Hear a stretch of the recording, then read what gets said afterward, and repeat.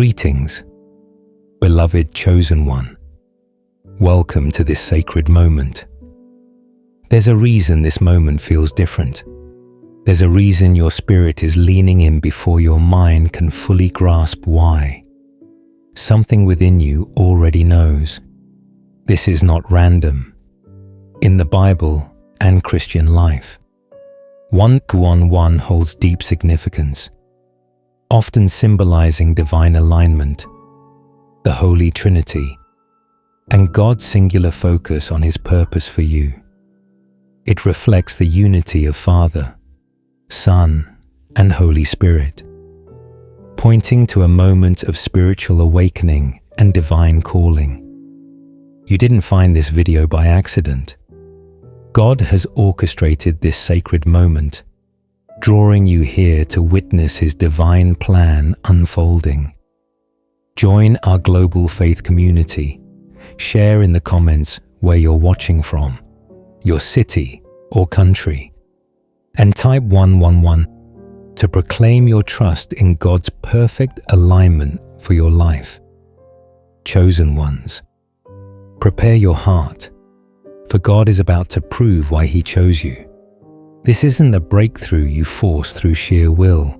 This isn't something you manipulated or manufactured. This is sacred. This is a reveal orchestrated by the very hand of God, unfolding quietly, steadily, without apology. God doesn't choose randomly. He chooses precisely when something is complete, rooted, and ready to stand on its own without needing explanation or defense. Chosen one. You didn't skip any steps. You embodied them. Every hard-fought victory, every unseen tear, every quiet choice of faith over fear. It all built the foundation for this moment. Because of that, what is unfolding now will speak for itself. You no longer need to convince anyone. You no longer need to defend the fruit rising in your life. It will stand because it is real. What is real cannot be copied. It doesn't need to be loud. It doesn't need to shout. It simply needs to be. And you, beloved, you now carry something that cannot be replicated. It is not the volume of your voice. It is the depth of your spirit, the clarity of your presence, the sacred echo in your silence. That is what is about to turn heads. If you're ready to receive this message fully, if you're ready to step into this moment of divine revelation, type 1 in the comments right now. Declare your alignment. Declare your readiness. Because, chosen one, this is your time. What God is about to do through you will need no defense. Only your willingness to walk it out. God's chosen ones. God is about to prove why He chose you. Chosen one, whether you realize it or not. There is a light radiating around you right now. A light that was always there but, for the longest time, remained concealed beneath layers of self-doubt, fear, and worldly noise. It wasn't because you were lacking. It wasn't because you weren't worthy enough. You always were.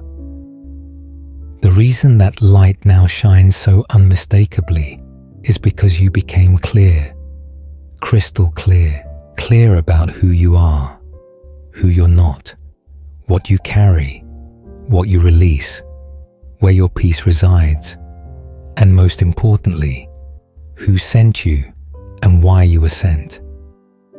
Have you noticed that something deep within you has shifted, that you no longer need to search outside yourself for validation, that the gnawing questions that once haunted your mind now hold no power over you? Clarity is one of the most powerful weapons a chosen one can wield.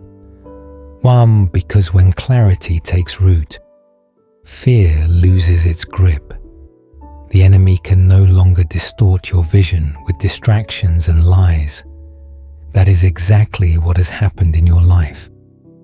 The season of questioning, the season of needing external approval. Those days are over. You are no longer waiting. You are now unveiling. Do you feel it in the air? The shift in energy, the way certain doors have begun to open without you having to force them, the way new opportunities seem to flow to you with ease. This is not coincidence. It is not luck. It is not some magical occurrence. It is the divine timing of God Himself unfolding before your eyes.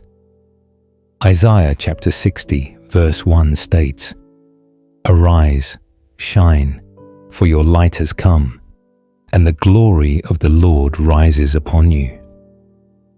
Chosen one. That verse is speaking directly to you in this moment. Your light has come, not because you changed into someone else, but because you finally stripped away everything that was never meant to define you. You are now walking in your original design, the one God had in mind before the world tried to mold you into something smaller. Consider the story of Oprah Winfrey. Early in her career, she faced rejection after rejection and was even told she was unfit for television. The world tried to convince her she wasn't enough. But once Oprah became clear on her voice, her calling, and her purpose, nothing could stop her. She wasn't chasing fame. She was unveiling what had been refined within her through years of inner work. Look at what God has done through her life today. Are you sensing a quiet but undeniable momentum building in your life? Are you noticing that some old battles no longer interest you? That the urge to prove yourself has faded? That's the sign you are entering the unveiling. God didn't choose the version of you who needed to be convinced at every step. He chose the version of you who learned to walk quietly, steadily, even when the applause disappeared. The version who learned to find peace in the shadows, who chose obedience over recognition.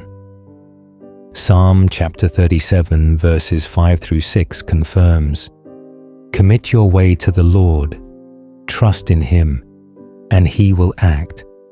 He will make your righteousness shine like the dawn, the justice of your cause like the noonday sun." You committed your way. You surrendered your timing. Now God is making your cause shine, not in a way that demands attention, but in a way that commands respect. Do you see the difference? One is loud, the other is undeniable. Look at the life of Nelson Mandela. During his 27 years of imprisonment, he wasn't waiting idly. He was being refined, gaining clarity about what kind of leader he would need to be to help heal a nation. When the unveiling came, the world was ready, but more importantly, he was ready. Mandela didn't emerge questioning his worth. He emerged walking in it. Chosen one. The same process is unfolding in you. That's why the atmosphere around you feels different. That's why certain relationships are falling away quietly, without drama. That's why new opportunities are finding you, not because you beg for them, but because your frequency has changed. You've aligned with your divine design. But here's the deeper question. Are you prepared to walk through the doors that are opening without shrinking yourself to fit the old rooms? Are you ready to take up space as the person God has called you to be? Romans chapter 8 verse 30 mentions, "And those He predestined, He also called. Those He called, He also justified. Those He justified, He also glorified." Your calling isn't random. It is rooted in eternity. Now the glorification part is beginning, not for your ego, but for His purpose. Consider the journey of Malala Yousafzai. After surviving an assassination attempt for advocating girls' education, she could have easily retreated, but clarity of purpose compelled her forward. She didn't need the world's validation. She had God's assignment. Today, her voice influences nations, not because she sought fame, but because clarity birthed courage. Chosen one. That is the season you are now entering. The unveiling isn't about fame or recognition. It is about alignment, about becoming so fully anchored in your identity that no storm can unseat you. It's about moving with a quiet confidence that forces the room to shift when you enter, not because you demand attention, but because you embody presence. Here is the beauty of it. God waited for this version of you. Not the one riddled with insecurity, not the one constantly seeking confirmation, but the one who learned to trust the whispers of the Holy Spirit over the shouts of the crowd. The one who learned that peace is the true sign of alignment, not external applause. 2 Corinthians chapter 4 verse 7 affirms, "But we have this treasure in jars of clay to show that this all-surpassing power is from God and not from us." Chosen one, you are that jar of clay. The treasure within you, the wisdom, the clarity, the light, is about to be revealed to the world, not because you forced it, but because it is time. Think about J.K. Rowling, who was rejected by multiple publishers and lived in poverty before Harry Potter changed the literary world. During that difficult season, she became clear on her gift, her voice, her story. When the unveiling came, it wasn't a chance. It was destiny meeting preparation. Will you trust this process of unveiling? Will you continue to walk with humility, knowing that every step is divinely ordered? Will you resist the urge to shrink when new stages appear? Will you embrace the fact that you were chosen for such a time as this? God is not finished. He is just beginning to show the world why He chose you. The light around you is not meant to blind others. It is meant to guide them. As you continue to walk in clarity and obedience, doors will open that no man can shut. Chosen one. Something profound has shifted in you. Can you feel it? You are no longer caught in the exhausting game of trying to be understood by noise. You are no longer broadcasting your worth to people who were never equipped to recognize it. Instead, you are quietly embodying it. Your presence speaks more loudly than any words ever could, and you are finally at peace with that. Have you noticed how your energy has transformed? You no longer walk into rooms searching for permission or acceptance. You walk in as if you already belong, because deep down, you know you do. There is a difference between holding peace as a temporary shield and wearing it as your natural state. You used to carry peace like armor, trying to protect yourself from external chaos. But now, you wear peace like it is your very skin, not because you want others to notice it, but because it simply is. This transformation didn't happen overnight. It is the result of long, often lonely seasons of refinement, where God stripped away the layers of false identity and performance. The result, you are no longer stepping into something new. You are becoming what was always promised to you. You are not just walking out a prophecy, you're becoming the very proof of it. Here's the beauty of proof: it doesn't argue, it doesn't beg, it doesn't convince. It simply appears in its presence. Everything must respond. Proverbs chapter 4 verse 18 confirms, "The path of the righteous is like the morning sun, shining ever brighter till the full light of day." Chosen one, that is the season you are in now. Your light is growing, not through effort, not through striving, but through alignment. Your spirit is aligned with heaven's rhythm, and the natural result is radiance. Have you noticed that people now pause before speaking to you, that they approach you with more reverence than before? It isn't because you've changed your words, it's because your atmosphere has changed. Think about the life of Princess Diana. Despite the chaos surrounding her public life, she carried an unmistakable presence of compassion and authenticity. When she entered a room, people didn't respond to her titles or status. They responded to her essence. She wasn't trying to prove her worth. She simply embodied it, and the world felt it. Chosen one. That same dynamic is now flowing through you. You no longer explain your essence. You protect your atmosphere because you understand that not everyone deserves access to the peace you fought so hard to cultivate. Have you caught yourself speaking less, observing more, guarding your inner world with greater intentionality? That is wisdom at work within you.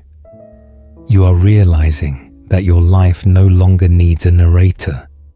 It is beginning to speak for itself. Here's the exciting part.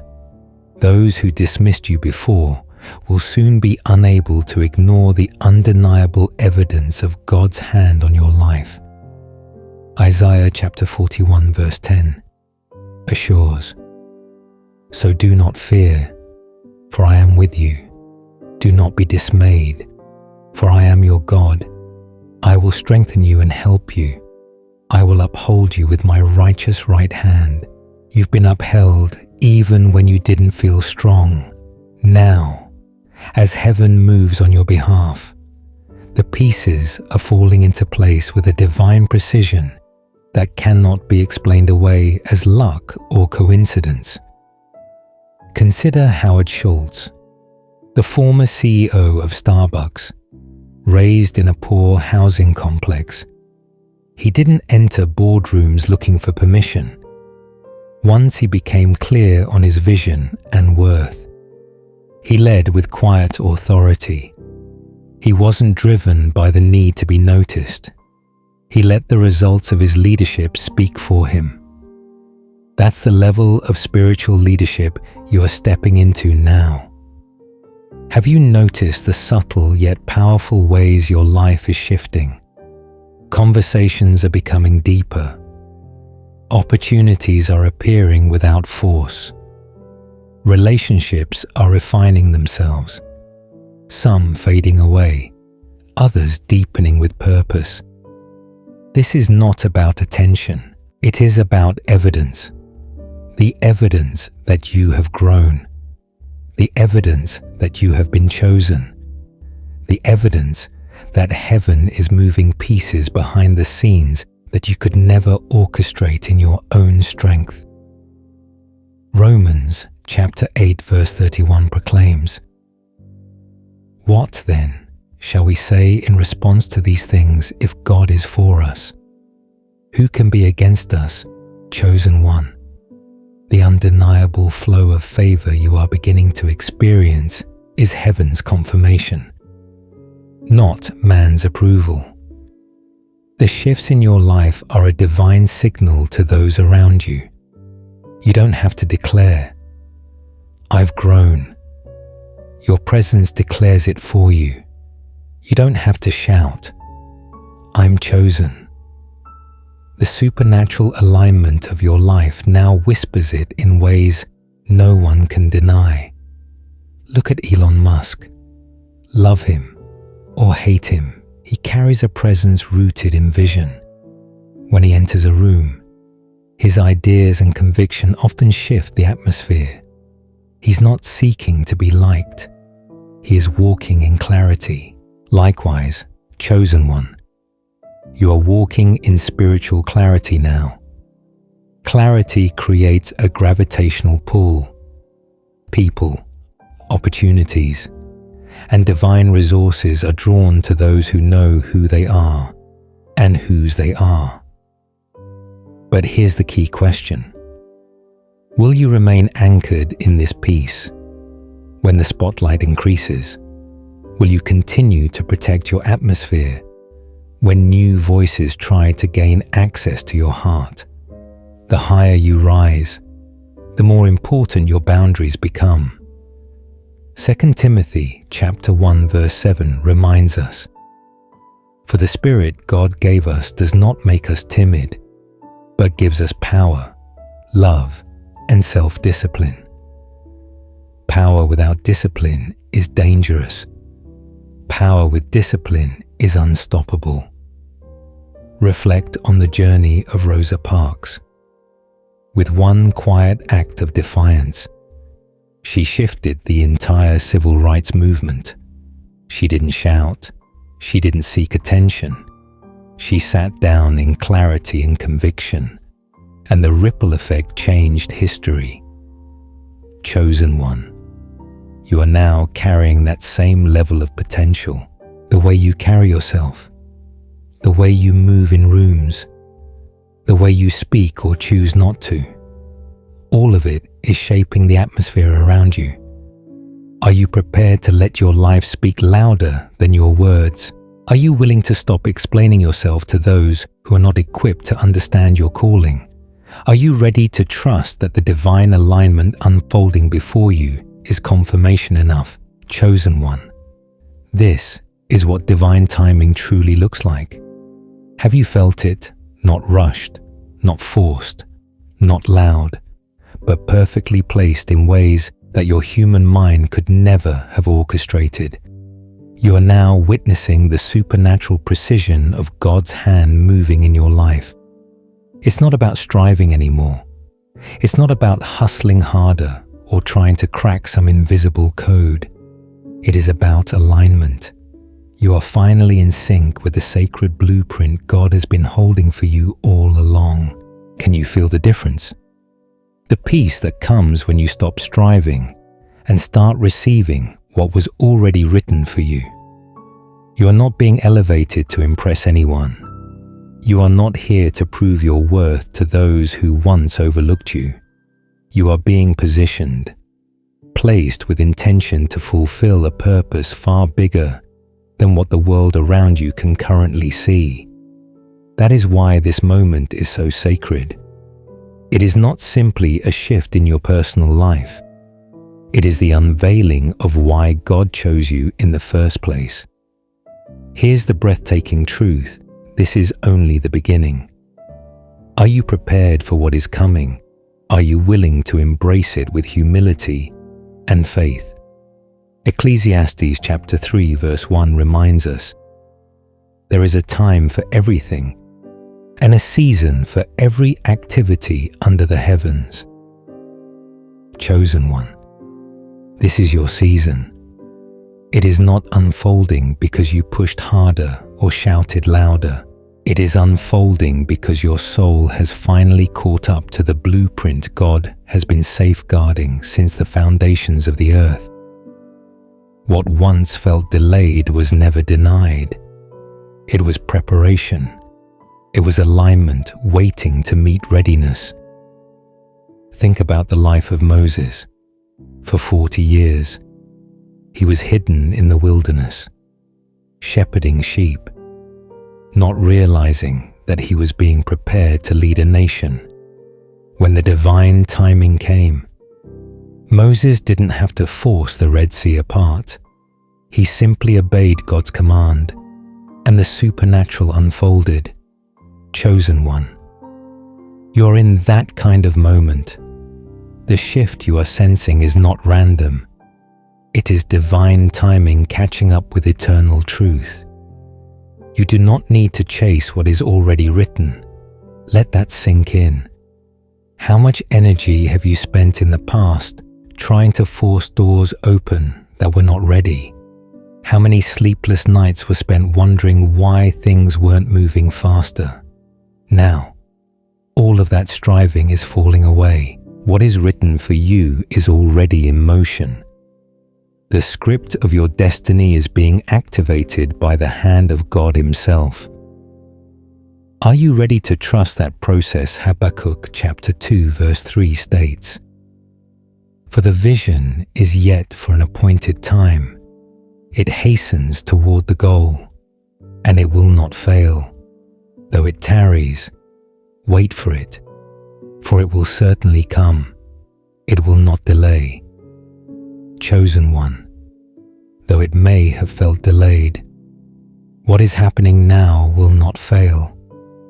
When alignment meets readiness, things do not happen slowly. They click, they unlock, they unfold with a pace and precision that leaves no room for doubt. Consider the story of Vera Wang. She didn't enter the fashion world until her 40s. After a successful career in figure skating and journalism, many would have called it too late, but when the divine alignment of her talent, vision, and timing came together, her impact in fashion exploded. Today, she is a global icon, not because she forced her way in, but because she moved in perfect timing with her purpose. Chosen one. This is exactly what is beginning to happen in your life. The shift is not about luck. It is not about random chance. It is divine timing finally catching up with the truth of who you are and what you carry. The doors that are opening now are not opening because you finally worked hard enough.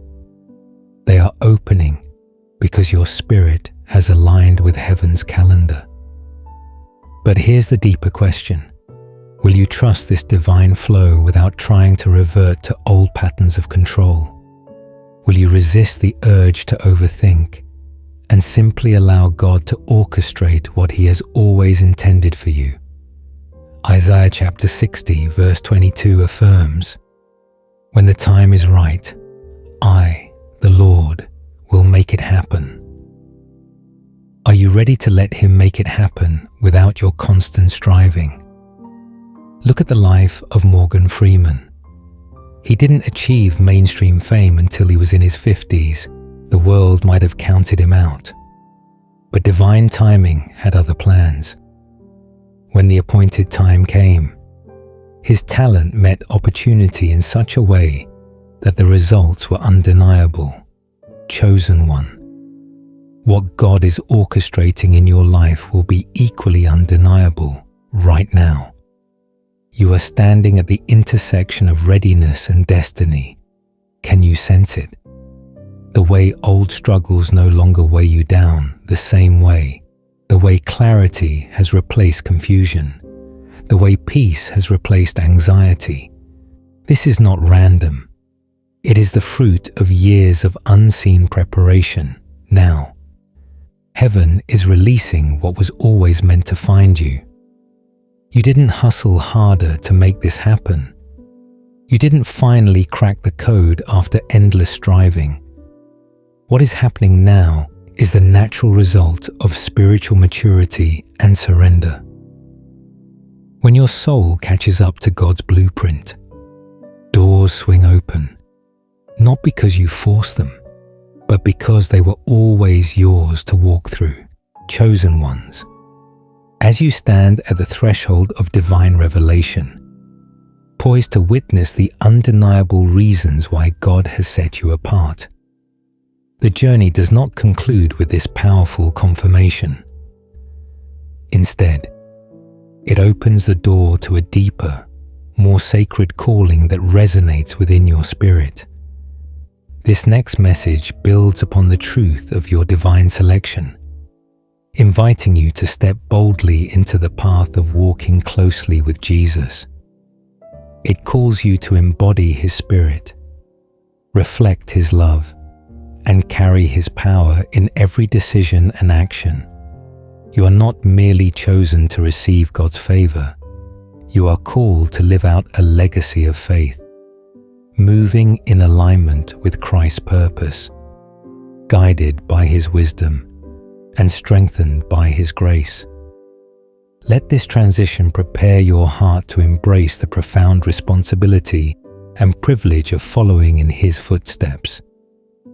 As you become a living testament to the divine plan unfolding through you, God's chosen ones, you are the one chosen to walk after Jesus, chosen one. Have you ever wondered why your journey has always felt like a high-level strategy game, while others seem to be playing something far more basic? While the crowd celebrated shallow wins and short-term victories, you were silently orchestrating a master plan that even they couldn't comprehend. Why were you always thinking 10 steps ahead when they were satisfied with just one? The truth is, you weren't just playing the game. You were reshaping it. You were operating with the mindset of a grandmaster, while others fumbled with beginner's tactics, completely unaware that their predictable plays were already outdated before they began. They moved with noise. You moved with knowledge. While they shouted to be seen, you studied the shadows to understand. Proverbs chapter 2 verse 15 states, "The plans of the diligent lead surely to abundance, but everyone who is hasty comes only to poverty." You, the chosen one, understood that patience is not passive, it is powerful, while others celebrated too soon. You were in the background mapping out every scenario. They thought they were in control. But you never needed control. You had clarity. Clarity from above. Clarity that comes only from being set apart. Consider how chess grandmasters think. Every move they make isn't just reactive, it's prophetic. That's how you functioned. You didn't react to the moment. You anticipated what was coming. This reminds us of Joseph, a man who was underestimated by his own brothers, sold into slavery, imprisoned unfairly, but rising to power in Egypt because he foresaw what others didn't. Genesis chapter 41 verses 39 to 40 confirms, "Since God has shown you all this, there is none so discerning and wise as you are. You shall be over my house." Joseph moved like a strategist. So do you. While they were laughing, you were listening. While they posted for attention, you positioned for legacy. They had noise, but you had nuance. They were rushing, but you were refining. And when the time came, you moved with such divine precision that even they couldn't trace your footsteps. How could they? God doesn't reveal the plans of His chosen ones to the average observer. Isaiah chapter 55 verses 8 to 9 proclaims, "For my thoughts are not your thoughts, neither are your ways my ways, says the Lord." This is why your path has always seemed hidden. Your moves don't make sense to the world because your purpose wasn't assigned by the world. Take, for example, Serena Williams, who didn't just play tennis. She changed the narrative of the sport. Behind every powerful swing was a lifetime of discipline, mental strength, and spiritual grounding. While critics talked, she prepared. While others faded, she dominated. You too are rewriting the expectations of your field. You weren't called to play small or follow old rules. You were called to redefine them. And perhaps you've noticed this. They don't even realize you've won until you're already sitting at the table. They didn't believe you'd ever reach. Psalm chapter 23 verse 5 comes alive here. You prepare a table before me in the presence of my enemies.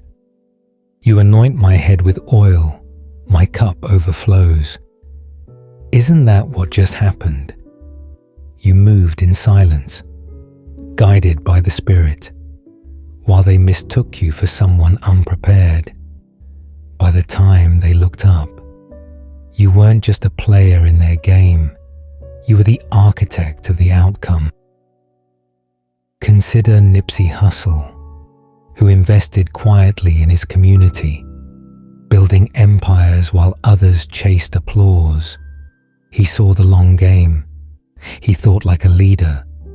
That's why his legacy still speaks, just like you. Chosen one, your work might be quiet now, but your results will roar louder than any announcement. You're not here to be recognized prematurely. You're here to walk with God-level timing.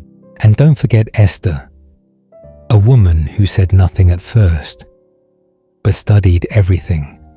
When the time was right, she made one move that saved a nation. Esther chapter 4 verse 14 reminds us. And who knows but that you have come to your royal position for such a time as this? Do you feel that holy tension building up inside you is not pressure?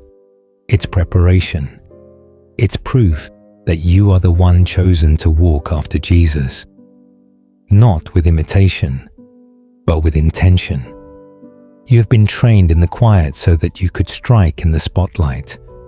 And when you strike, it won't be for revenge, but for redemption. Chosen one. They thought they had you all figured out. They were convinced you were fragile, someone easy to control, someone hesitant and timid. But what if their perception of you was never the truth, but rather a projection of their own insecurity? They saw your silence and thought it meant defeat.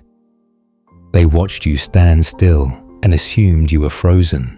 But what if you were merely preparing? Proverbs chapter 17 verse 28 mentions, even a fool who keeps silent is considered wise.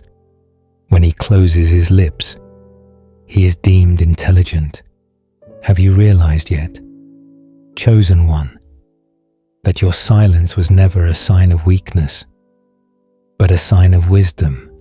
While they celebrated false victories, you were documenting patterns. While they spoke with arrogance, you smiled in understanding. Why? Because you had already discerned the battlefield. You didn't need to announce your power. They were unknowingly confirming it with every mistake. You allowed them to underestimate you, not because you lacked strength, but because you had mastered restraint. Isaiah chapter 53 verse 7 tells us, he was oppressed and afflicted, yet he did not open his mouth. Why did Jesus stay silent when he could have spoken? Could it be because silence speaks loudest when the battle is spiritual? Take Fred Rogers, for instance. Who would have thought that a gentle, soft-spoken man could transform generations yet? While others mocked his tone and message, he calmly built an empire of emotional and spiritual resilience. How many times have you been mocked for being too soft, too kind, or too patient? But do you now see that kindness is not passivity? It's power under control. They thought you were an easy target. They thought you were scared because you didn't fight back. But what if you were simply choosing a higher battleground? What if you were gathering divine intelligence in the shadows while they stumbled around in overconfidence? Ecclesiastes chapter 3 verse 7 reminds us, a time to be silent, and a time to speak. Chosen one. What if your silence was never accidental but divinely orchestrated? Look at LeBron James in the early days.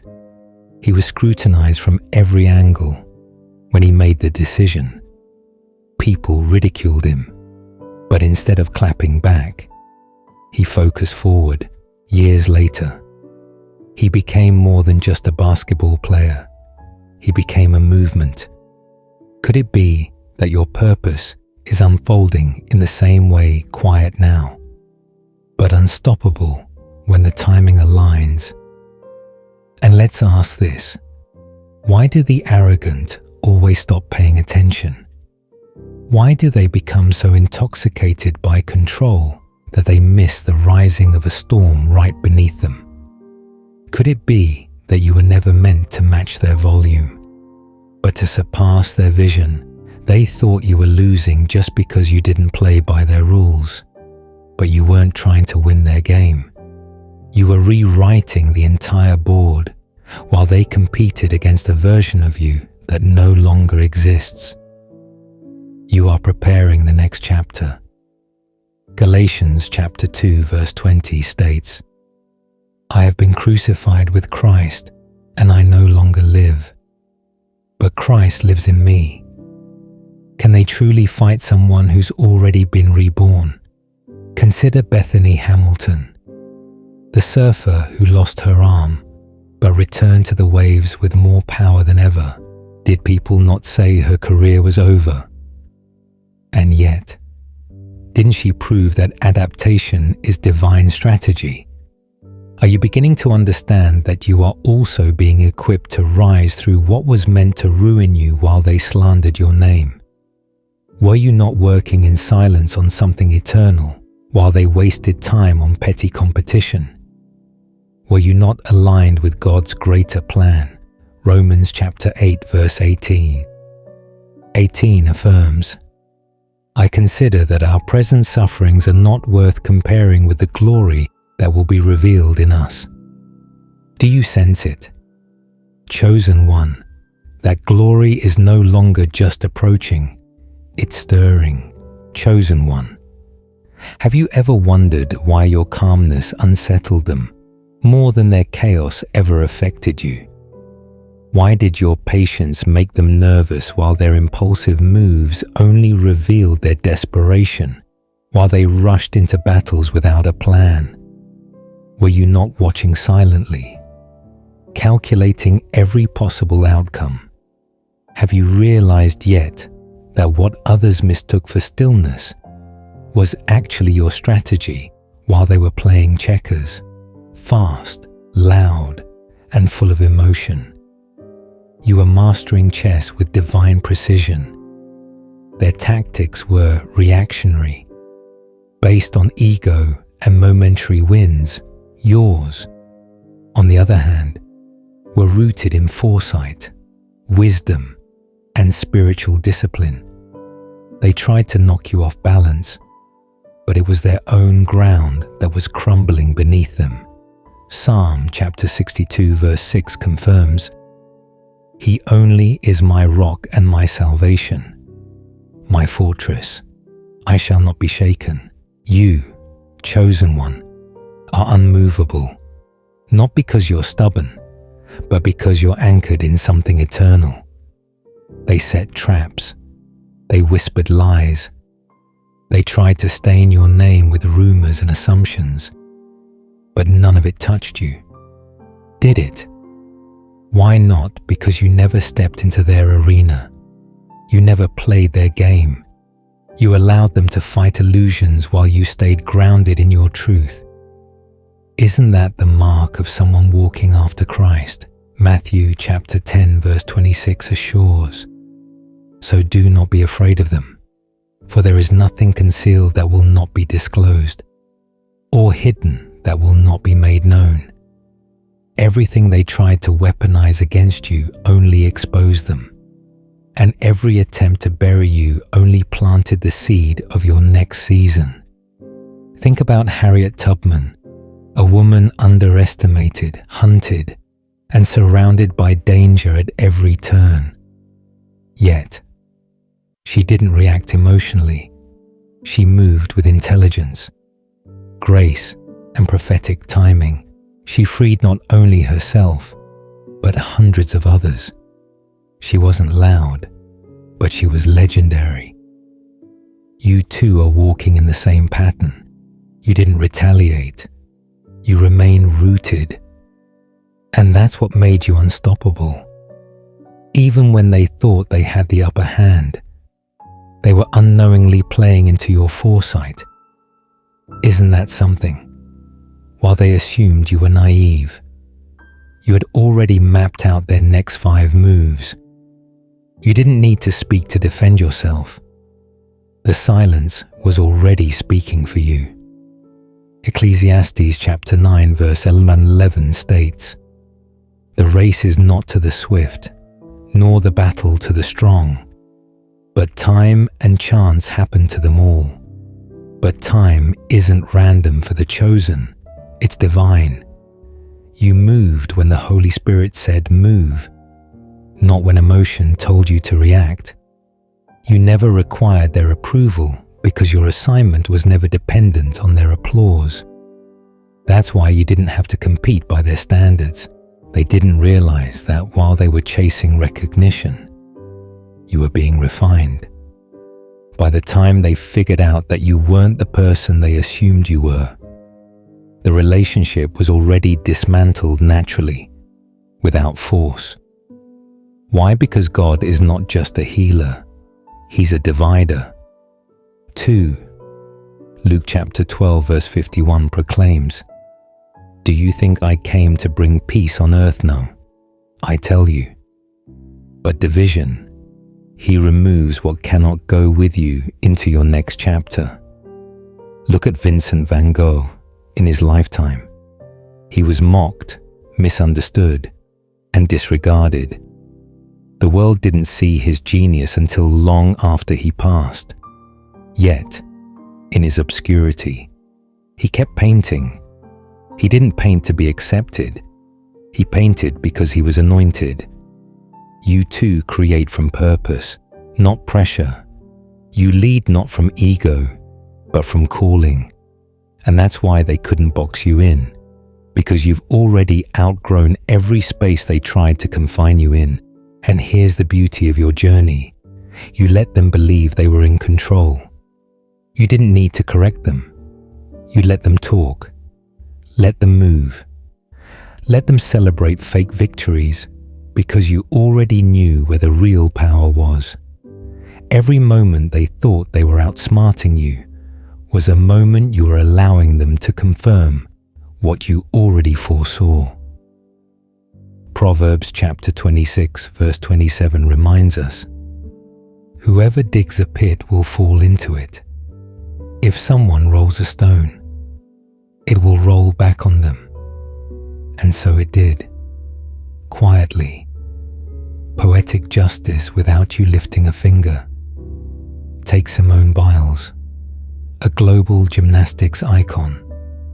After stepping away from competition due to mental health, critics erupted, but she didn't react with rage. She protected her peace. And when she returned, it wasn't to prove anything.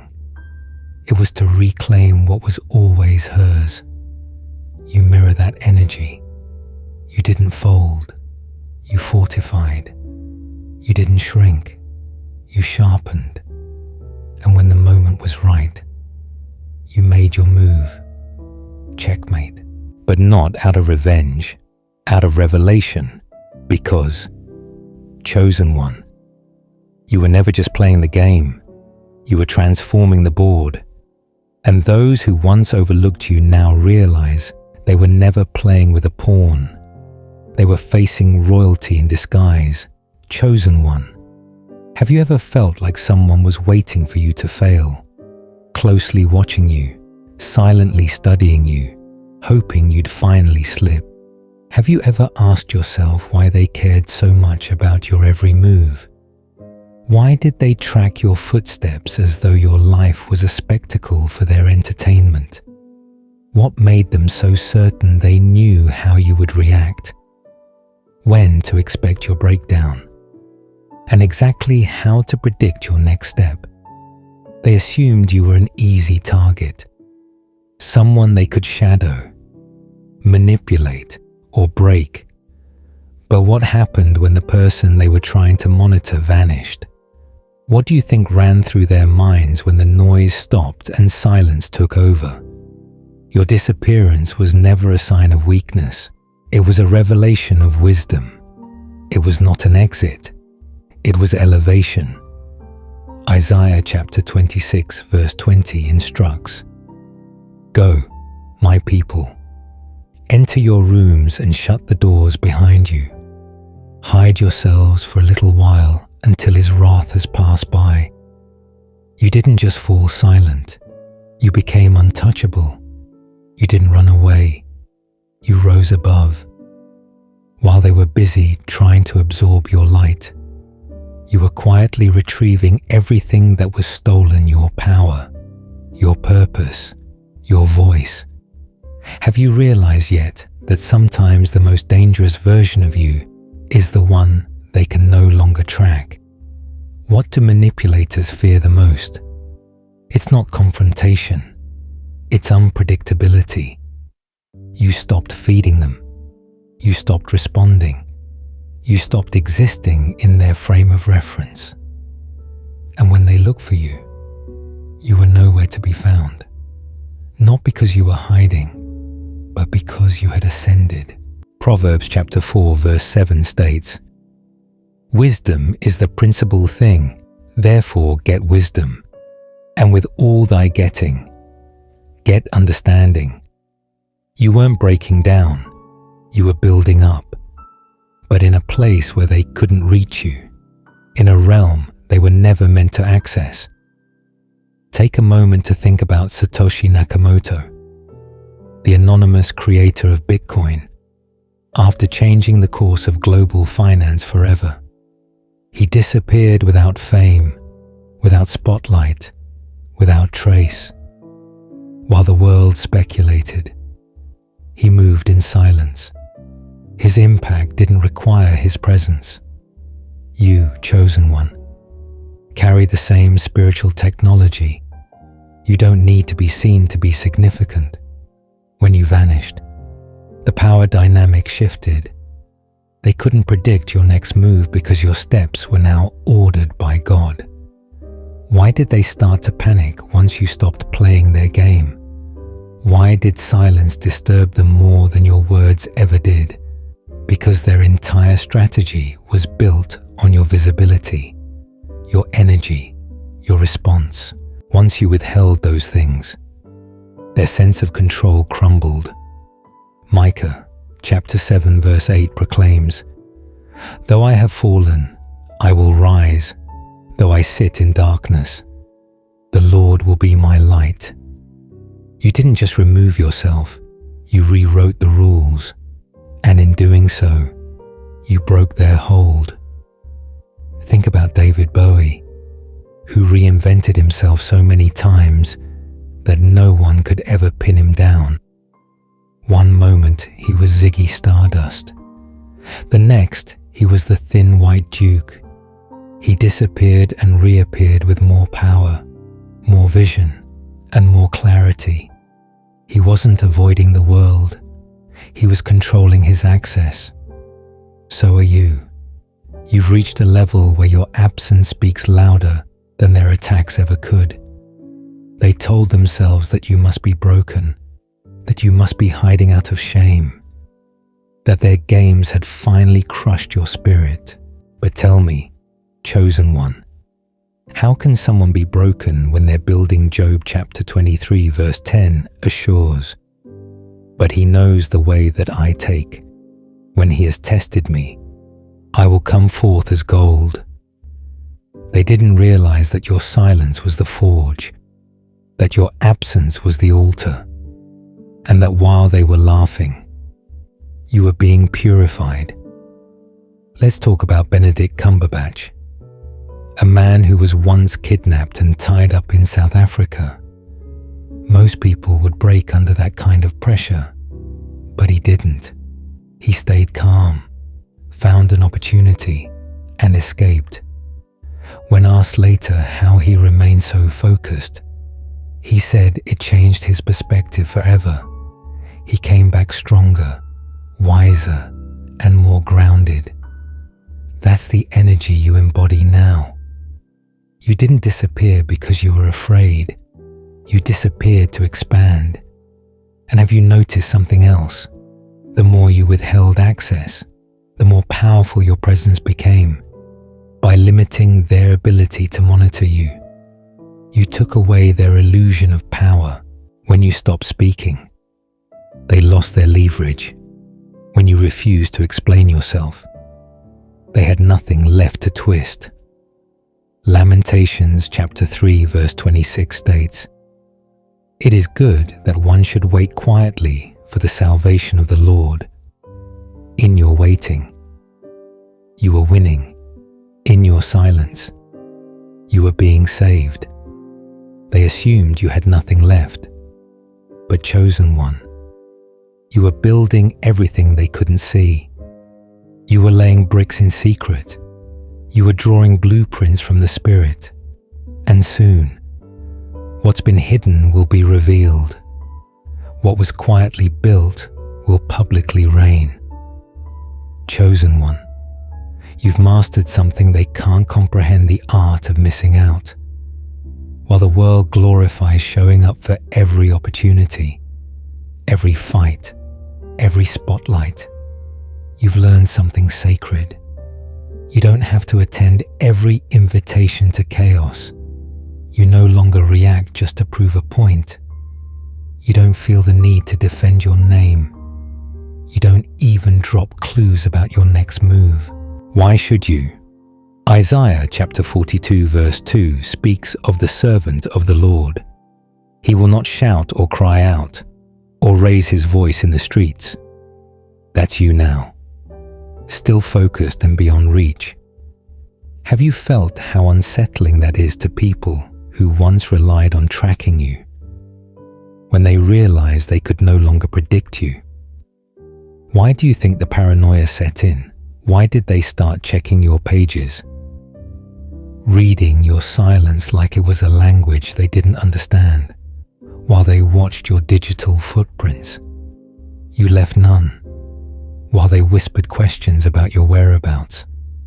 No one had answers because you weren't falling, you were flying, but at an altitude they couldn't access. Consider Frank Ocean, one of the most reclusive music artists in modern times. He doesn't follow release schedules. He disappears for years at a time while critics speculate and fans hunger for his return. But when he re-emerges, he shifts the culture. Why? Because power doesn't rush to be seen. Like you, Frank understands that mystery holds weight, and while others fight for attention, he lets the silence build anticipation. That's what your ghost move did. It didn't just change your location, it changed the entire board. So let me ask you this: when they heard your name again, did they expect to find you where they last left you? Did they think you were frozen in time?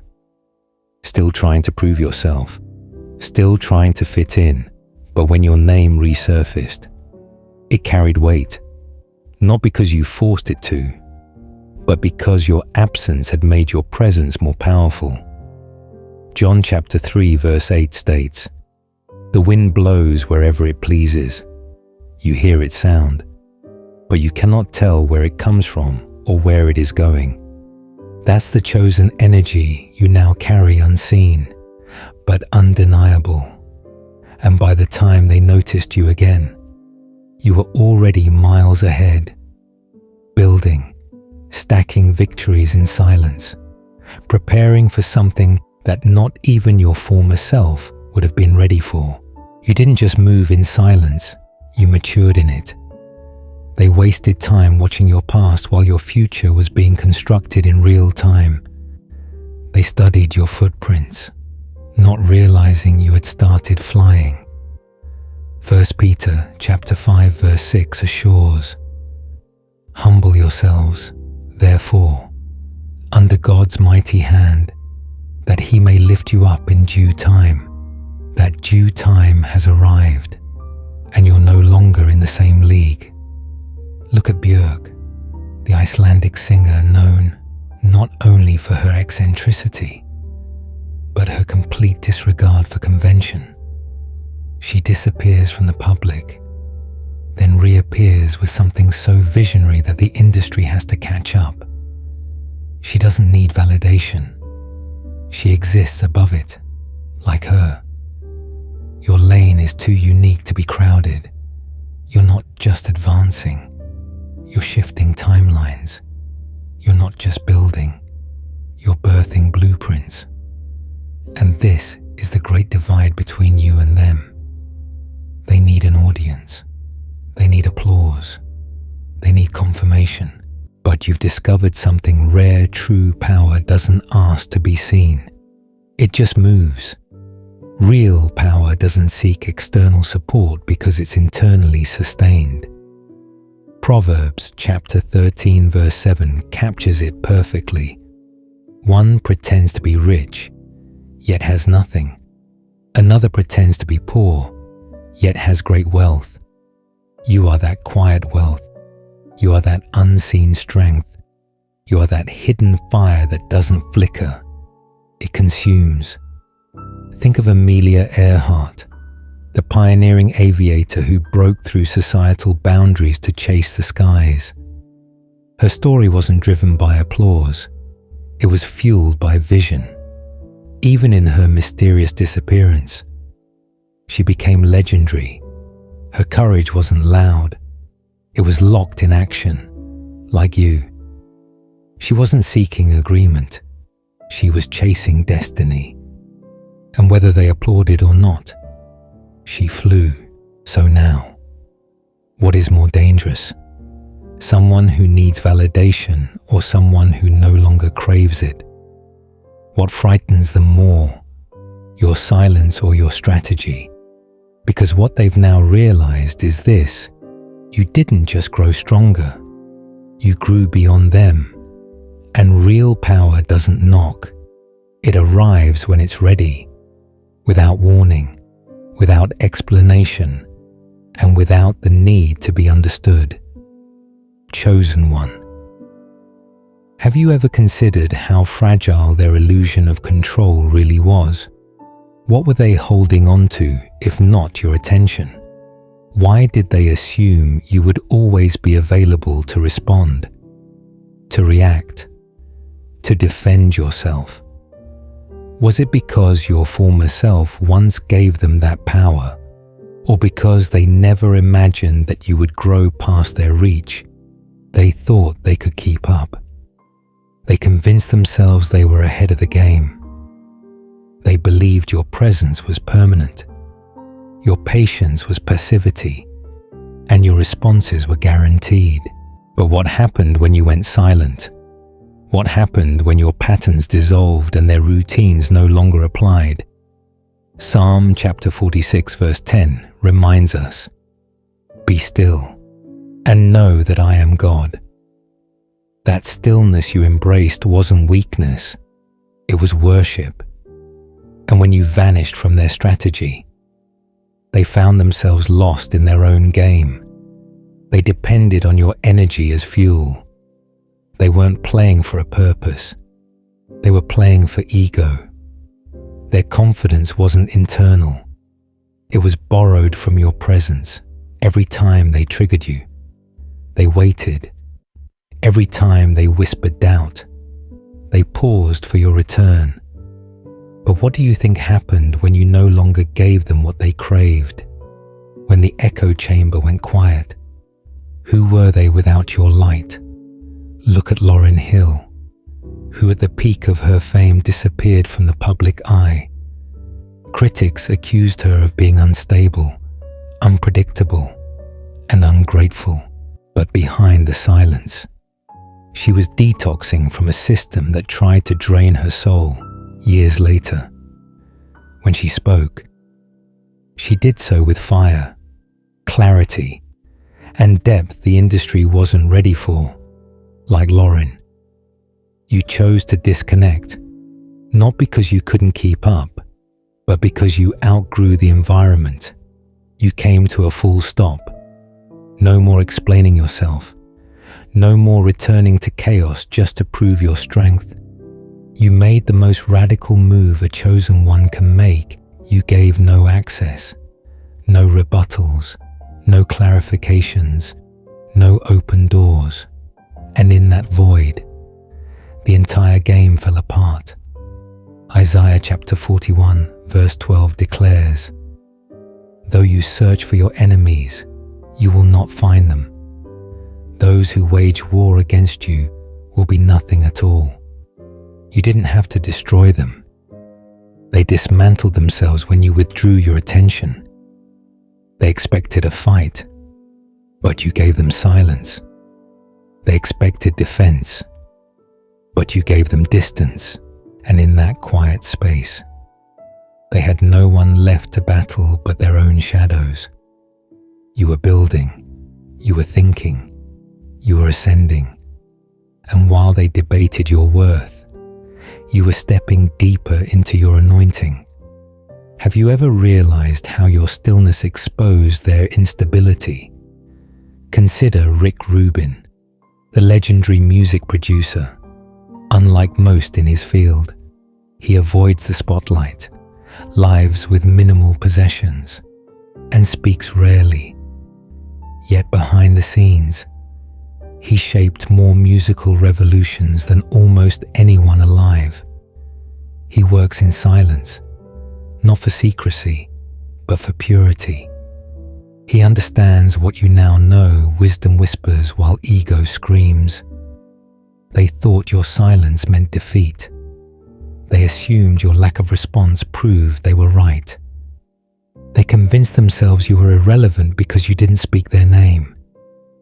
But with each passing day, with every quiet step forward, your presence became more powerful, and slowly, they felt it, that their influence over you was broken, that their grip had faded, that the story had shifted, and they were no longer part of it. Luke chapter 21 verse 15 promises, "For I will give you words and wisdom that none of your adversaries will be able to resist or contradict." But even now, you're not wasting those words because your silence is doing what their shouting never could. Let's talk about Jean-Michel Basquiat, a street artist who didn't wait for approval. Critics misunderstood him. Galleries dismissed him. Yet his silence became a scream through every canvas he left behind. Today, his art sells for millions, and his vision echoes across generations. Like Basquiat, your name is gaining weight, not from noise, but from purpose. Not from defense, but from destiny. And now, let's ask the deeper question. Are you feeling the call? Because this isn't just about withdrawal. It's about activation. You're not just stepping back from what no longer serves you. You're stepping into what's been waiting for you. Romans chapter 8 verse 30 affirms, "And those he predestined, he also called. Those he called, he also justified. Those he justified, he also glorified." You didn't walk away to disappear. You walked away to rise. You are here for a reason. Your silence is prophetic. Your disappearance was divine. If you feel the call, then answer it. This is not the end of your story. It's the unlocking of your next chapter. And no, this isn't just a decision. It's an awakening, chosen one. Have you ever asked yourself why they suddenly cared so much about your silence? Why did your absence cause them more confusion than your presence ever did? Why did they keep searching for signs of your failure, like it would restore something they had lost in themselves? Could it be that your mystery has become their mirror, reflecting everything they fear but can't name? As time passed, they grew restless. They looked for cracks. They hunted for proof that you were struggling, assuming that if they poked around long enough, you would eventually break your silence. But what did they find? Not your downfall, just distance, not a weakness, just a wall of divine mystery. And nothing drives an insecure soul to panic faster than being cut off from what they once believed they could control. Proverbs chapter 4 verse 23 warns, "Above all else, guard your heart, for everything you do flows from it." And you did exactly that. You guarded what mattered most, your peace, your path, and your purpose. Why were they sending vague messages, tagging you in indirect remarks, and pretending not to notice you while desperately watching your every move? Because their identity was never rooted in themselves. It was fed by your energy, without your presence. They had no reflection. Without your reactions, they had no relevance. They built their sense of importance on your words, your emotions, your attention. But once you chose to stop explaining, stop defending, and stop participating, their entire system collapsed. Consider the journey of Harper Lee, who, after publishing To Kill a Mockingbird, refused to publish another novel for over 5 decades. Critics speculated, doubters whispered, and fans demanded. But she remained silent. Her mystery became her legacy. Like you, chosen one. She understood that real influence doesn't scream. It simply is. And while they tried to drag your name into old narratives, you were quietly rewriting your own. You became unreadable, unpredictable, untouchable. You became the very thing they feared, a mystery they could no longer manipulate. Ecclesiastes chapter 7 verses 21 to 22 advises, "Do not pay attention to every word people say, for you know in your heart that many times you yourself have cursed others. You stop giving them the satisfaction of a reaction. You stop justifying your steps. And in doing so, you ascended into a level where they can no longer breathe. They believed they knew how your story would unfold, so they formed their plans around your past. But have you ever wondered what happens when they build strategies based on who you used to be while you're evolving into someone they can't even perceive? They murmured your name in rooms you hadn't entered yet. They plotted to shame you before you even arrived. And yet, you never showed up, not because you were afraid, but because you were already rewriting the script. Look at Prince, the iconic musician who rebranded himself as a symbol to regain ownership of his creative freedom, while his label tried to limit him. He quietly flipped the industry's narrative. Becoming more than a name, he became a movement, just like Prince. You realize that you don't need to shout to lead.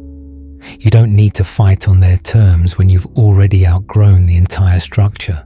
And so, while they prepared traps, you laid foundations. Isaiah chapter 54 verse 17 assures, "No weapon that is formed against you shall prosper, and every tongue that rises against you in judgment, you shall condemn." That's the energy surrounding you now. You allowed every rumor to pass without interference. You let every whisper die in the wind. Why? Because you know the truth doesn't need defense. It only needs time. They thought their noise would destroy you. Instead, it exposed them. They failed to see what was unfolding, that while they obsessed over your past, you were busy designing a future they couldn't access. While they tried to unearth your mistakes, you turned them into wisdom. Every misstep they tried to weaponize became a lesson. Every flaw they mocked became a doorway to deeper grace.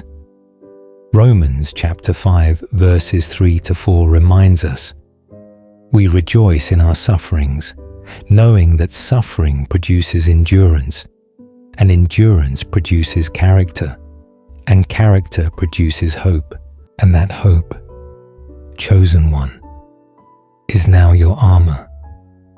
Think of Zaha Hadid, one of the most visionary architects in modern history. Rejected early in her career, told her designs were impossible, mocked for her unconventional style. Yet she kept building, and by the time they realized her brilliance, her structures were changing skylines across the world. You've done the same, not by begging to be seen, but by rising above the noise and building a reality no one can deny. You see, the very thing they were hoping to use against you, your history, has become your wisdom. The truth survived the lies, and the moment you stopped playing their game, the board reset.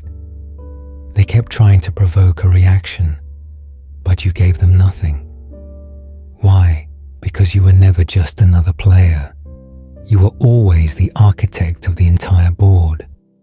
Isaiah chapter 2 verse 17 concludes it perfectly. "The eyes of the arrogant will be humbled and the human pride brought low. The Lord alone will be exalted on that day." And that's exactly what's happening now. Their fixation has become their failure. Their obsession has left them frozen in old battles. While you, chosen one, have risen into a future so far beyond them, they'll never catch up. Chosen one. People who rely on deception always expect to fight. They expect you to defend yourself, to respond with emotion, to throw energy into a game you never agreed to play. But what happens when you give them nothing? Proverbs chapter 26 verse 4 advises, "Do not answer a fool according to his folly, or you yourself will be just like him." You didn't waste your breath. While they were plotting, you were planting. While they were setting traps, you were laying bricks, building something greater, deeper, eternal. They waited for your downfall like it was a scheduled event. But you rose instead, higher than they ever imagined you could. They didn't expect you to hold your peace. They didn't anticipate that your silence would be louder than their schemes. And when their plans began to collapse, they scrambled to adjust. But it was too late.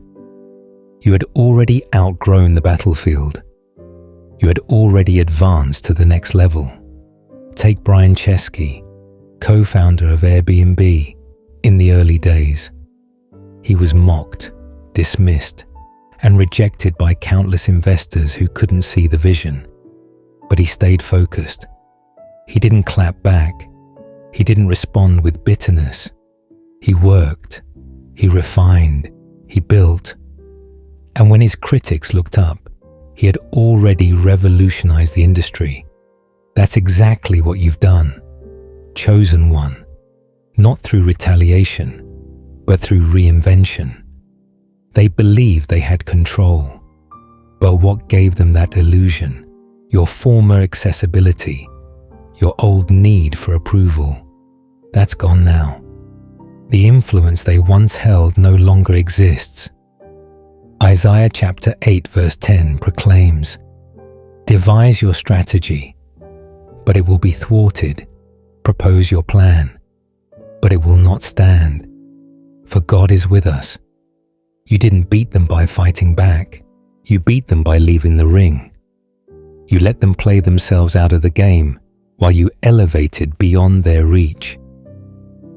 And what was the final step? You became untouchable. Not because you declared war, but because you declined to participate. You didn't need to prove a point. The silence said everything. They were left with rumors. You were left with results. They were grasping at relevance while you were gathering reward.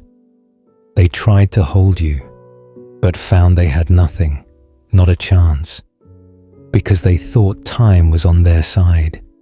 They thought you'd always be around, engaged, reactive, available, but while they were distracted by petty battles, you were preparing to win the war. Think about Angela Duckworth, the psychologist behind the concept of grit.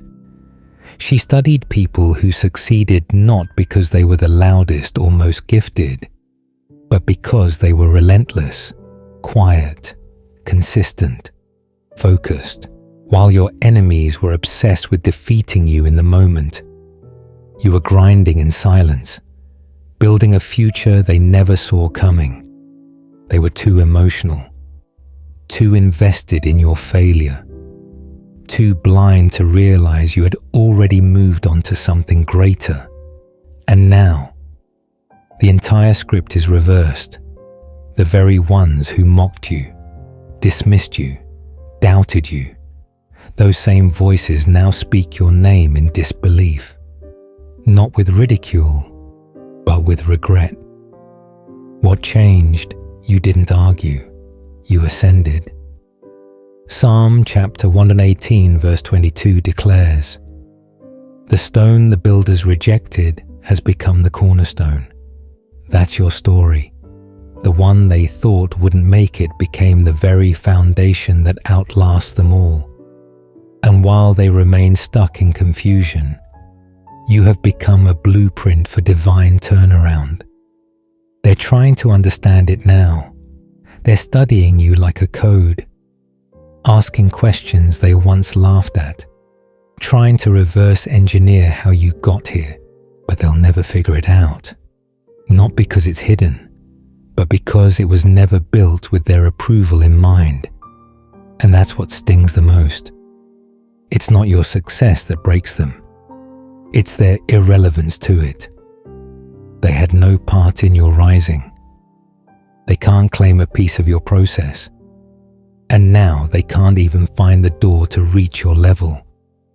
Look at Colin Kaepernick, mocked, blacklisted, and cast aside for taking a knee in protest.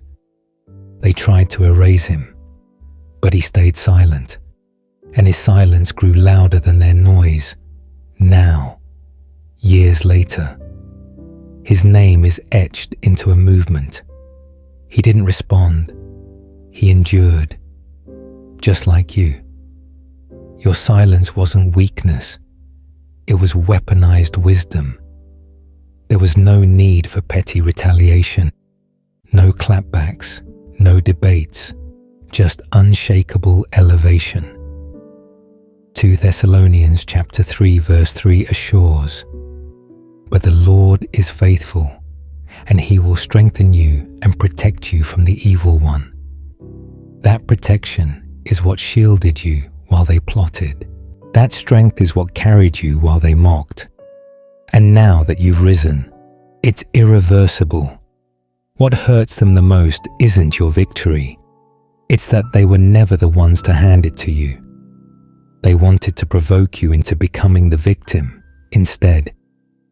They were met with a version of you that doesn't flinch, doesn't explain, and doesn't play games.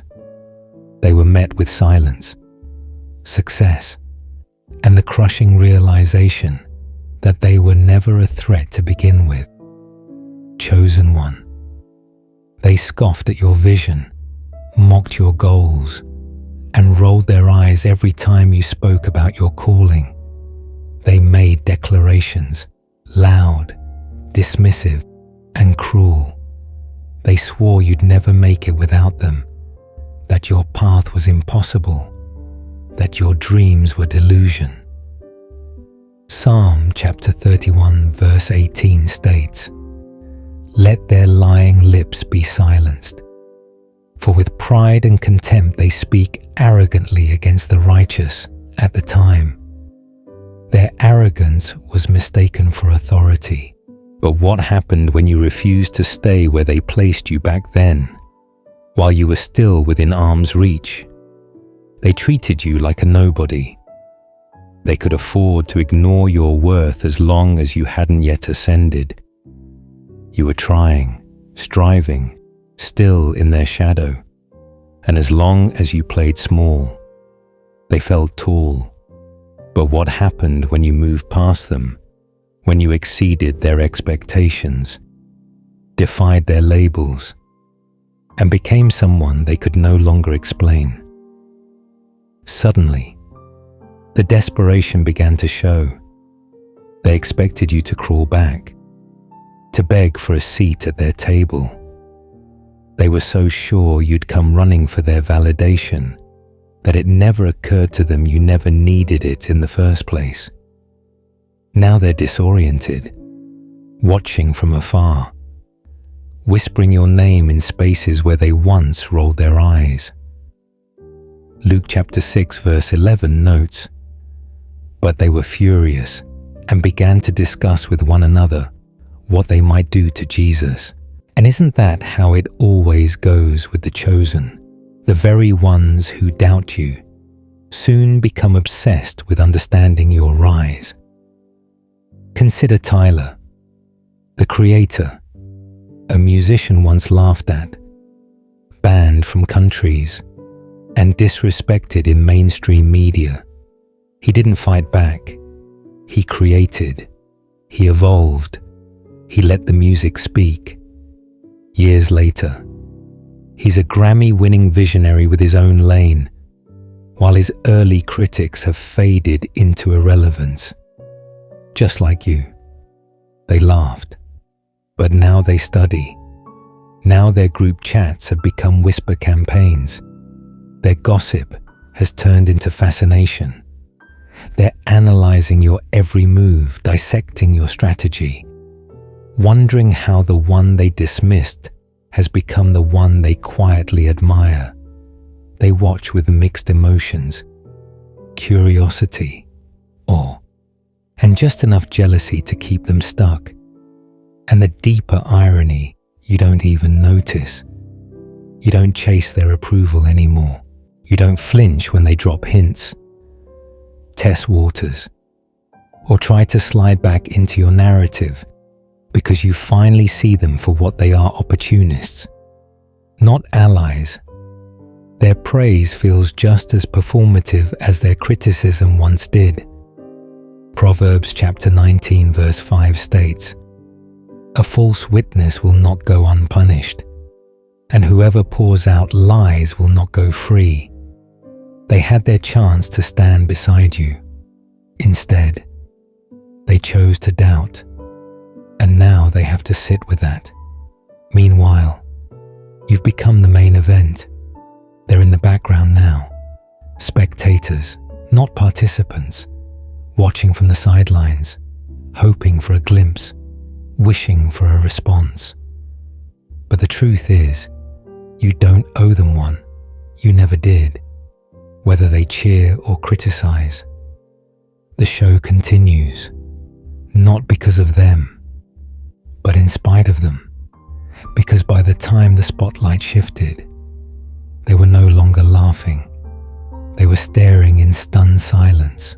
Let's talk about Greta Gerwig, who was once just another actress trying to be heard in a male-dominated film world. She disappeared from the spotlight, studied, wrote, directed, and re-emerged as a force. Lady Bird and Barbie weren't just movies. They were declarations. Critics who once dismissed her now scrambled to praise her. Like Greta, you didn't disappear. You evolved in silence, then returned with fire. So, chosen one, What about you? When they call your name now, do you even hear them?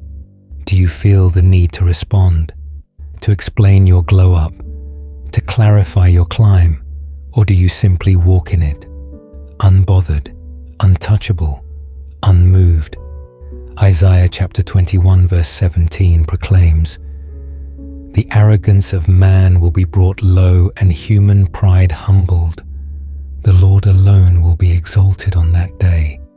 And that day is already here. The only thing you had to do was grow. That was enough. That was the act of war they couldn't handle. And in your growth, every lie they built collapsed. Every projection they clung to evaporated. Every insult they whispered came back void, because the truth was always this: they were never as powerful as they pretended to be. Think of Vivienne Westwood, the rebellious fashion icon who turned mockery into mastery, laughed at for her eccentric designs, dismissed by gatekeepers. But she kept going. Eventually, she changed the entire landscape of fashion. She didn't fit the mold. She shattered it. And now her name is etched in history, just like yours will be. They created their self-worth by putting you beneath them. They painted themselves as giants, but only when you were willing to shrink. And now that you've stood up, fully, finally, fearlessly, they can't hide from what that reveals. They were never ahead of you. They just needed you to believe they were. Chosen one. Have you ever realized how terrified they became the moment you stopped questioning yourself? Why was your confidence such a threat? Why did your silence suddenly feel like thunder to those who once mocked you? Could it be because they were never really in control? But their illusion depended on your uncertainty. For as long as you doubted your value, they felt powerful. As long as you defended yourself, they felt needed. As long as you responded to their provocations, they felt important. But when you finally paused, when you took a deep breath, lifted your eyes, and saw who you truly were, that's when the fear took hold. Isaiah chapter 61 verse 1 proclaims, "Arise, shine, for your light has come, and the glory of the Lord rises upon you." You didn't just stop engaging, you ascended. And in your rising, their entire fantasy collapsed. They thought you needed them, but the truth was, they needed you far more. They needed someone to project onto, someone to distract from their own stagnation. When you walked away, they had no one left to shadow. No one to sabotage, no one to feed their sense of superiority. And in the void you left behind, they were finally forced to face themselves. What did they find? Chaos, confusion, years wasted scheming against someone who was never competing with them to begin with. Think of Ava DuVernay, who wasn't accepted into Hollywood's power circles early on. She didn't argue. She didn't plead for access. Instead, she built her own path. She created, produced, and directed projects that changed the game. And by the time the gatekeepers turned to look for her, she was already miles ahead. That's you. They didn't expect you to become the architect, but while they were circling rumors, you were circling strategies. Now they're stuck, still talking, still reaching, still pretending. They scramble to appear like they've grown. They mimic your language. They echo your progress. But it's imitation without revelation. Matthew chapter 7 verse 20 states, "Thus, by their fruit you will recognize them. And no matter how they try to fake it, their fruits are barren, Because while they were fixated on your journey, you were focused on transformation. You were making moves while they were making noise. You were ascending levels while they were recycling gossip. And now, they can't reach you, not because you're hiding, but because the distance has become spiritual. You were never playing the same game. They chased applause. You chased alignment. They sought attention. You sought anointing. And the deeper truth, you always played the long game.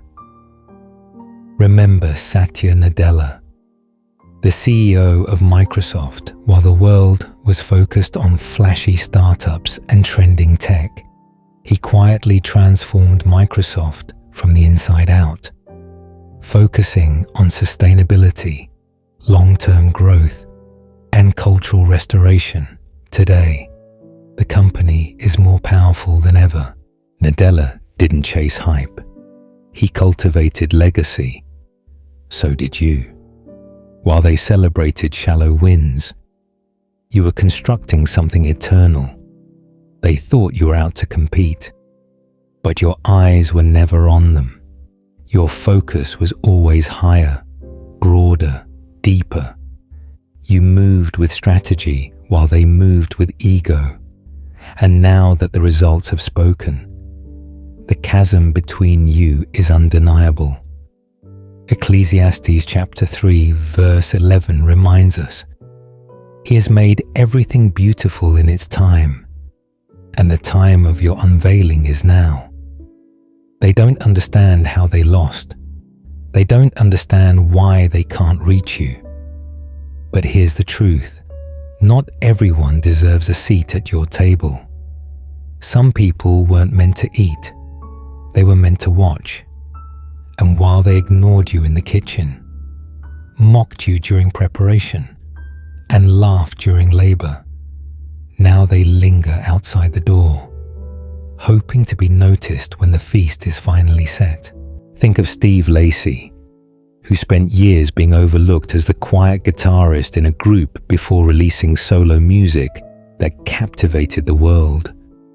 Critics were shocked, but he had been preparing in silence all along. His excellence wasn't a response. It was the reward of hidden work. Just like you, chosen one. You didn't perform for them. You prepared for God. They celebrated victories that meant nothing. You built a kingdom they can't touch. And now the space between you is more than physical. It's spiritual, intellectual, and prophetic. Proverbs chapter 14 verse 1 states, The wise woman builds her house, but with her own hands the foolish one tears hers down. They spent their years tearing down what they didn't understand. You spent yours building what they could never imagine. Chosen one. Have you ever stopped to ask yourself who really supported you when you needed it? Who sowed into your soil when it looked barren? Who stood beside you before the glow up? Before the rise? Before the world started whispering your name with reverence if you're honest? You already know the answer. You never received their help, not once. They never contributed to your growth, never invested in your future, never truly believed in you. And now, they no longer have access. Matthew chapter 7 verse 6 warns, Do not give dogs what is sacred. Do not throw your pearls to pigs. If you do, they may trample them under their feet and turn and tear you to pieces. You've learned to guard what's sacred, your energy, your peace, your presence, because you know now. Some people were never meant to stay. They were merely assignments, divinely used to push you further, while they were secretly hoping you'd fall. God was secretly preparing your flight, and that's the twist. They wanted to see you fail and were forced to watch you soar. And in doing so, They encountered the very truth they were unprepared to face. You were never lacking. You were never weak. You were never beneath them. They declared with boldness that they were superior, as if their disapproval had the power to cancel your destiny. They mocked your early efforts. They laughed at your small beginnings. They dismissed your growth like it was nothing. But now, they're watching. Now they're studying. Now they're taking notes, analyzing your blueprint. Like disciples who missed the original sermon, 1 Corinthians chapter 1 verse 27 affirms, "But God chose the foolish things of the world to shame the wise."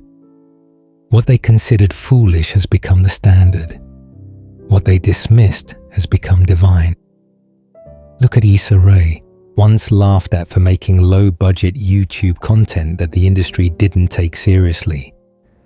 Now she runs media empires, creates award-winning shows, and is rewriting the rules of storytelling on her own terms.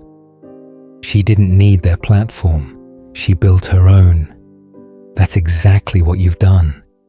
You stopped waiting for an invitation and started owning the whole room. The truth is, those who move from ego never prepare for someone else's elevation. Why? Because they're too busy trying to appear above you, to ever imagine that one day you'd rise without them. They never thought they'd have to watch your success from the outside. They didn't believe the tables would turn. They had no concept of what it would feel like to look up at someone they used to look down on. James chapter 4 verse 10 states, "Humble yourselves before the Lord, and He will lift you up." You didn't climb by clawing, you rose by surrendering. They ridiculed your vision, thinking it would crumble, but instead, they're now chasing a version of success they once mocked. They once sneered at your ambition. Now they try to replicate your methods. You see it, don't you? The ones who swore you'd be nothing without them are now studying your every move, hoping to uncover the secret they once ignored. Consider Chadwick Boseman, a man who stayed silent about his suffering while delivering some of the most iconic performances of our generation. He didn't argue with the world. He didn't beg for recognition. He simply did the work. And now, his legacy echoes beyond the grave. The very people who once underestimated him now celebrate his name in reverence, just like you. Chosen one. You didn't shout. You built. You didn't fight. You endured. And now the silence has become thunder. They thought they could erase you, that if they ignored you, you'd fade, that if they spoke low enough, your spirit would shrink. But every dismissal became fuel. Every closed door became a training ground. Every insult became momentum. Romans chapter 8 verse 31 powerfully proclaims, "If God is for us, who can be against us?" That's what they forgot. They weren't contending with just your will. They were contending with heaven's assignment on your life. You were never meant to seek their permission. You were meant to prove that your obedience to God would lead you farther than their validation ever could. They underestimated your resilience because they never understood your source. And now, here's the most poetic irony of all: their doubt built your endurance. Their criticism crafted your character. Their rejection redirected you into divine alignment. Every single thing they did to tear you down, God turned into a stepping stone. Genesis chapter 50 verse 20 echoes this truth: "You intended to harm me, but God intended it for good to accomplish what is now being done, the saving of many lives." You became unstoppable, not in spite of their opposition, but because of it. What they tried to kill only made you rise. What they tried to curse, God crowned. And now the only thing left for them to do is watch. Beloved chosen one, your resilience is the kind of strength that only heaven can recognize. With every stone they threw, you built. With every betrayal, you learned. With every silence, you strengthened. And now, they wish they had your frame of mind, your endurance, your unshakable calm, your divine wisdom. They envy the way you rose with grace, grew without applause, and walked into peace without permission. But what they failed to understand is that your strength was not handed to you. It was forged in fire. Every sleepless night, every unanswered prayer, every tear shed in secret became the unshakable foundation on which you now stand. What you carry cannot be imitated because it was earned in the dark, where no one clapped and only God watched. Thank you for walking with me through this message. If you have read this far, know that this is not just satisfaction, it is confirmation. It was never about who left, who laughed, or who doubted. It was always about who you will become, your journey, your pain, your breakthrough. All of it matters, and I am honored to walk with you on this prophetic path. If you feel inspired to support this message and help it reach more chosen people around the world, you can do so by subscribing, whether you choose to or not. Please know this from my heart. I am so grateful for your presence.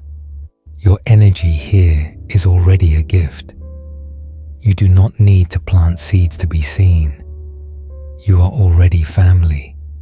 And now, I offer this blessing to you. May doors open without you having to knock.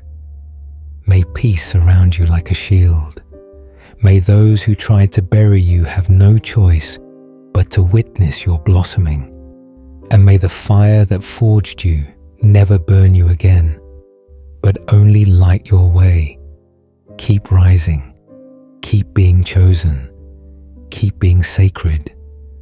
We are only just beginning.